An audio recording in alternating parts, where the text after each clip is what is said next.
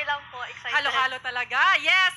Girls, this is the culmination ng lahat ng pinagdaanan nyo sa loob ng bahay ni Kuya. And speaking of that, meron akong simpleng tanong para sa inyo. In just one word, paano nyo madedescribe ang inyong buong PBB journey? Just one word? Fiang. For me, genuine. Kai. Mine has been remarkable. Colette. Sa akin po, success.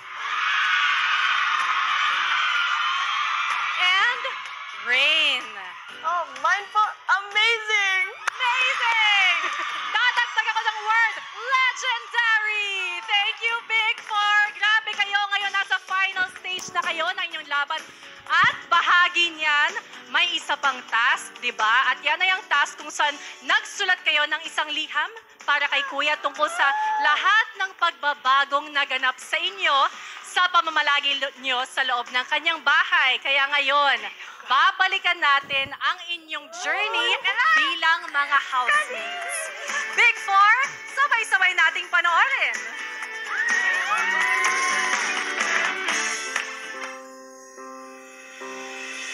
Dear Kuya, first of all, I wanted to thank you for always believing sa akin. Unang araw ko pa lang dito, pinakita ko na agad si Fiang na sobrang insensitive, di marunong mag-adjust, at walang pakialam kung nakakasakit ng ibang tao. Kung ayaw nila sa akin, edi wag. Hanggang sa may housemates na nakapansin sa ugali ko. At sila ang nagpa-realize na hindi lahat may intindihan kung anong ugali meron ako. Ang laki ng pinagbago ko. Mas lumawak akong mag-isip from being insensitive, maarte, walang respeto, to being mindful and considerate to better version ni Fiang na galing sa bahay mo. From the bottom of my heart, thank you, Kuya.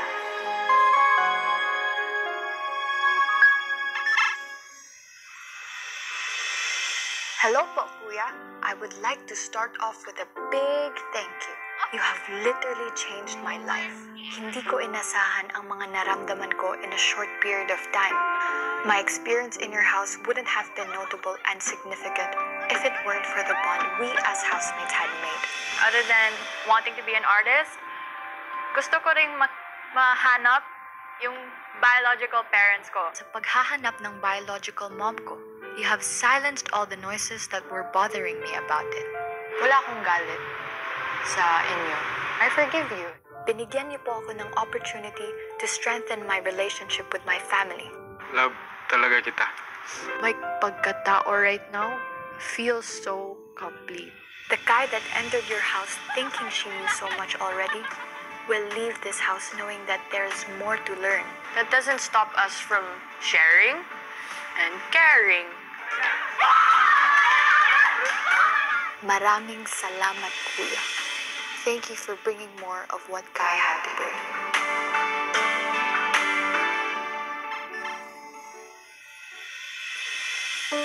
Dear Kuya Big Brother, sa pagpasok ko sa iyong bahay, akala ko ay hindi ko kailangang babaan ng aking pride o habaan ng aking pasensya para sa mga taong hindi ko pa naman kilala. Nagkaroon kami ng task na hindi ko akalain na magpapabago sa aking sarili. At ito ang baby task. Dahil sa sabay-sabay na ingay, sumabog ako. Nakita kong nasaktan ang ibang housemate sa ginawa kong pagsigaw. Dito ko na-realize ang aking pagkakamali at mga bagay sa aking sarili na kailangan kong mabago. At sa pagbukas ko ng aking sarili sa pagbabago, nabuksan din sa wakas ang daan para sa taong matagal ko nang ninanais makasama. Si anak. Nga kong mama. Dili na ko tawagon ampon. Hindi naging madali ang mga pinagdaanan ko sa loob ng iyong bahay. Lalo na po't dumating ang mga house challengers. For what? Sa spot? No way! Doon ko napatunayan na kaya ko palang lumaban at ipaglaban ang aking sarili at ang aking mga pangarap.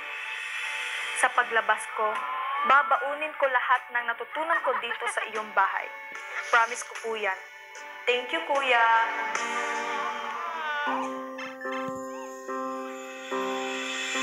Dear Kuya, when I entered your house, I couldn't believe it kasi it's my dream. Pero it made me question what you saw in me. You really guided and made me understand paano maniniwala ang iba sa akin kung ako mismo ay hindi naniniwala sa sarili ko.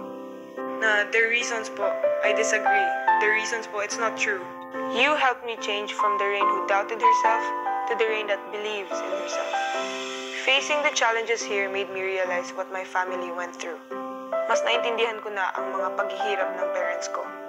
Love you, Mom. I love you. I'm proud of you. We're proud of you. I'm so lucky to have them as my parents. When the house challengers came, natutunan ko rin po na pinaghihirapan talaga ang lahat sa buhay. A symbolism here is the meat or chicken. You guys experience what it's like to work hard to win the weekly budget. We thought you'd understand. Nakita ko kung paano nag-adjust ang lahat to get a shared goal. I'll forever hold on to these learnings kahit pumuti na ang hair ko. I love you, Kuya. Thanks for making 17 the best year of my life.